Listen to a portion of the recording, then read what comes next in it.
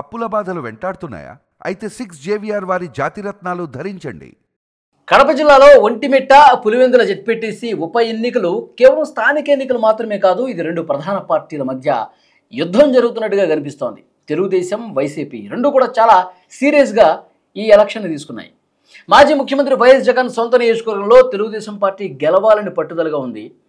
YCP ఏమో తమ పట్టును నిరూపించుకోవడానికి సర్వశక్తులు ప్రదర్శిస్తోంది. ప్రచారం ముగియడంతో ఇప్పుడు అందరి దృష్టి జరగబోయే పోలింగ్ మీదే ఉంది. ఈ ఎన్నికలు ఎందుకు ఇంత ప్రతిష్టాత్మకంగా మారాయి? పార్టీల వ్యూహాలు ఎలా ఉన్నాయి? ప్రజలు ఏమనుకుంటున్నారు? ఇవన్నీ కూడా ఈ వీడియోలో మీకు ఎక్స్ప్లెయిన్ చేసే ప్రయత్నం చేస్తాం. ఒంటిమిట్ట జెడ్పీటీసీ స్థానానికి ఉప ఎన్నికల్లో ప్రజాస్వామ్యాన్ని కాపాడాలని, ప్రజల అభిప్రాయానికి విలువ ఇవ్వాలని టీడీపీ కృషి చేస్తోంది. ఎన్నికలు సజావుగా జరగాలని ఇంటింటికి వెళ్ళి ప్రచారం చేస్తూ ఓటర్ల సమస్యలు తెలుసుకుంటోంది. ఓటర్లు చెప్తున్నది ఏంటంటే, వైసీపీ ప్రభుత్వం ఉన్నప్పుడు పక్షపాతంగా వ్యవహరించి ప్రతిపక్ష అభ్యర్థులను సులభంగా అసలు పోటీనే చేయనివ్వలేదు.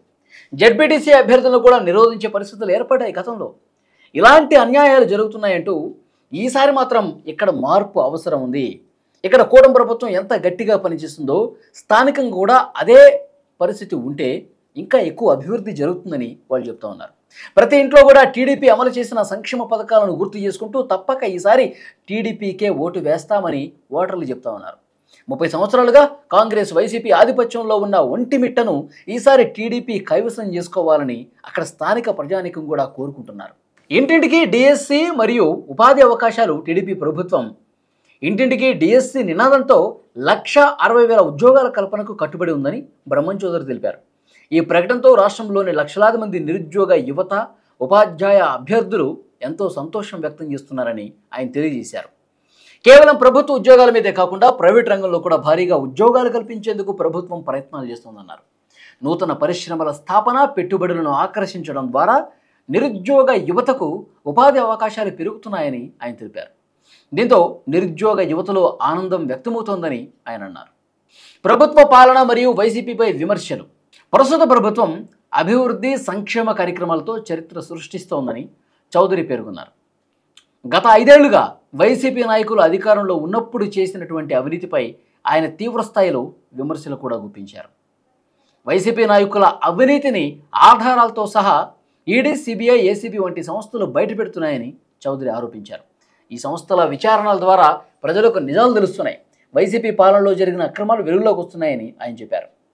ఈ పరిస్థితుల్లో ప్రజలు ఎవరిని నమ్మాలో గందరగోళానికి గురవుతున్నారని, కానీ సత్యం ఎప్పటికీ నిల్చుంటుందని చెప్తున్నారు. టీడీపీ ప్రభుత్వం పారదర్శక పాలనకు కట్టుబడి ఉందని, ప్రజల నమ్మకాన్ని నిలబెట్టుకుంటుందని ఆయన స్పష్టం చేశారు. పోటీలో ఉన్న అభ్యర్థులు టీడీపీ నుంచి అద్దులూరు ముదికృష్ణారెడ్డి, వైసీపీ నుంచి ఇరగంరెడ్డి సుబ్బారెడ్డి పోటీ చేస్తూ ఉన్నారు. ఈ స్థానంలో 13 పంచాయతీలు ఉన్నాయి. ఇక్కడ 11 మంది అభ్యర్థులు బరిలో ఉన్నప్పటికీ ప్రధాన పోటీ టీడీపీ, వైసీపీల మధ్యే. ఒంటిమిట్ట జెడ్పీటీసీ ఉప ఎన్నిక టీడీపీ అభ్యర్థి గెలుపుపై ఆశాభావం వ్యక్తం చేశారు ఆయన.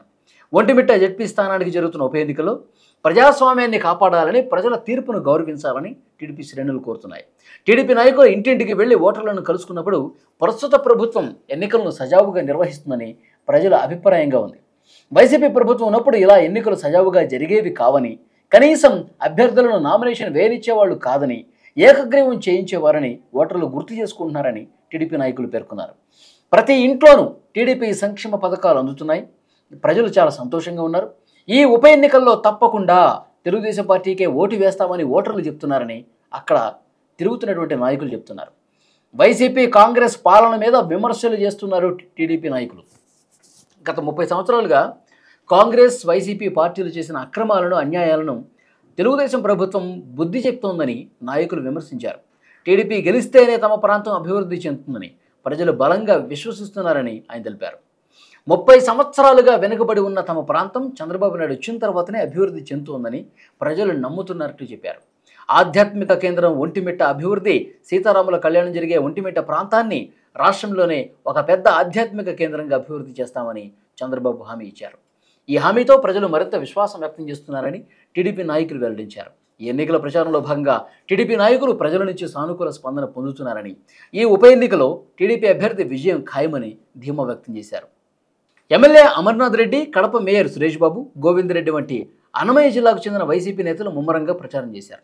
మంత్రులు రాంప్రసాద్ రెడ్డి, బీసీ జనార్దన్ రెడ్డి, ఎన్ఎండి ఫరూక్, నక్కా ఆనందబాబు, పత్తిపాటి పుల్లారావు వీళ్ళందరూ కూడా పాల్గొనడం జరిగింది. బీసీ జనార్దన్, రాంప్రసాద్ రెడ్డి ఆధ్వర్యంలో ఎన్నికల నిర్వహణ సజావుగా సాగుతోంది. సిబిఎన్ తిరిగి అధికారంలోకి వచ్చాక మాత్రమే సీతారాముల ఆలయం అంతర్జాతీయ స్థాయిలో అభివృద్ధి చెందుతోందని, ఒంటిమిట్ట రాష్ట్రంలోనే ప్రముఖ ఆధ్యాత్మిక కేంద్రంగా మారుతుందని ప్రజలు విశ్వసిస్తున్నారు. ఈ ఎన్నికల కోసం 1400 మంది పోలీసులతో భారీ భద్రత ఏర్పాటు చేశారు. ఈ రాజకీయ పోరులో ఎవరు విజేతగా నిలుస్తారో, ఈ ఫలితాలు రాబోయే కాలంలో రాజకీయ సమీకరణాలను ఎలా మారుస్తాయో చూడాలి.